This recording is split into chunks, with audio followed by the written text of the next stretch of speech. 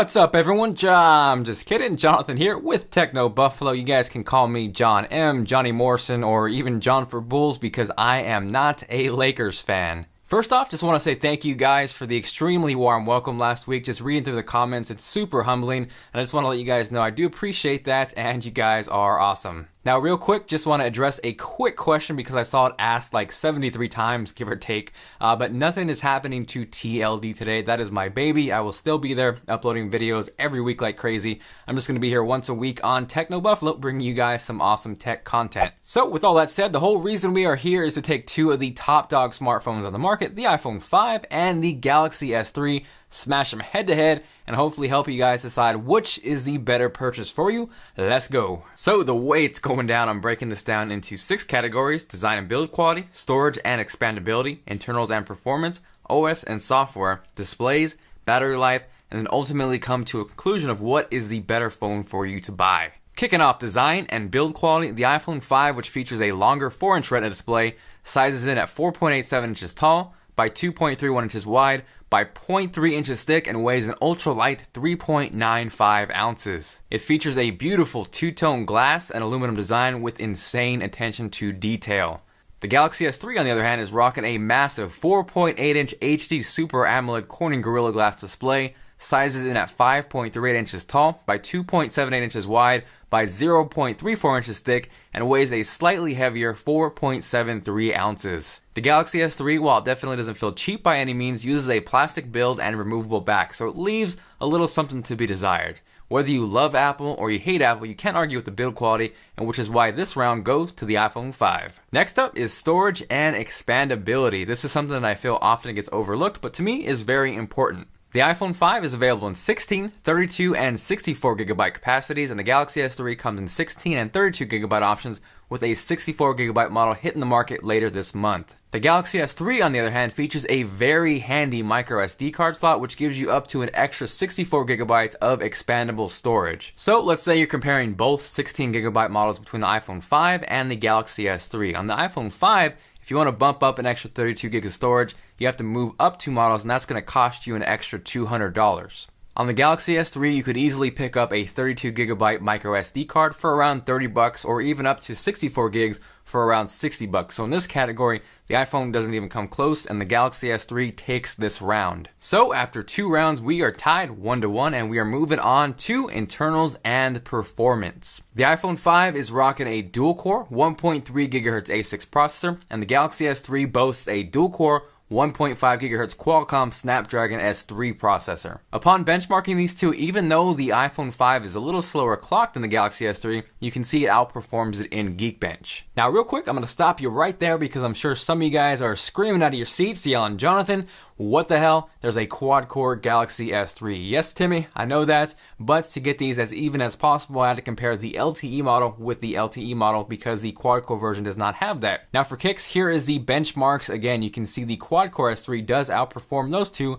but for being a quad-core processor, it doesn't do it by much. So let's go and continue on with the dual-core to dual-core comparison. Now as far as the GPU, which is going to equate to gaming performance as well as hardware acceleration, in GL Benchmark 2.1, the iPhone 5 beat out the Galaxy S3 by 10 frames per second. As far as Wi-Fi goes, the iPhone 5 was consistently pulling about 5 to 10 megabits per second faster download speeds, and that was after running that test over and over and over again. Now as far as LTE, both phones performed around the same. I got about 10 to 11 megabits per second down, and around 3 to 4 megabits per second up on both phones. Now that of course is going to vary on your location because I have seen LTE speeds go as high as 30 to 50 megabits per second, which is absolutely insane. So after taking all those benchmarks together, as far as sheer performance goes, the iPhone 5 takes this round, but I can assure you both are very snappy and extremely powerful devices. Next round up is OS and software, which to me is actually almost more important than hardware. The iPhone 5 is running iOS 6, which is a great, simple, easy to use interface. It's fast, it's fluid,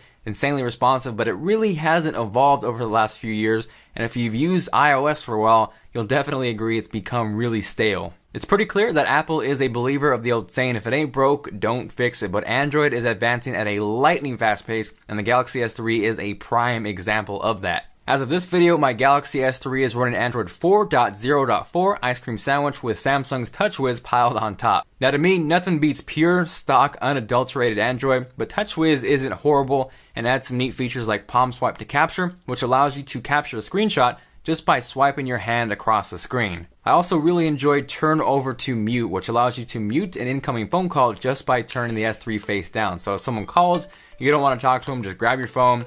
I don't want to talk to your face. Slam it down, and boom. Both OSs definitely have their faults, maps, voice, and both have their advantages. For the iPhone 5, I absolutely love iOS email. Nothing comes close to it. There's also subtle features like being able to change songs on the lock screen and the simplicity of tapping to go to the top of a page in the web browser. On the Galaxy S3, I love that I can quickly access Wi-Fi, Bluetooth, and a ton more features that I would normally have to dig through menus and menus to access on the iPhone 5. The customization and freedom to organize my home screen however I want is extremely refreshing. I can add widgets, live wallpapers, and if I just want a simplistic, minimalistic setup, I'm not boxed into that like iOS. I also actually prefer multitasking on the Galaxy S3 as well. I can easily swipe to quickly close an application, or if I want to close everything at once, bam, I can do that. On the iPhone 5, I gotta sit there, close every app one by one, and spend all day doing so.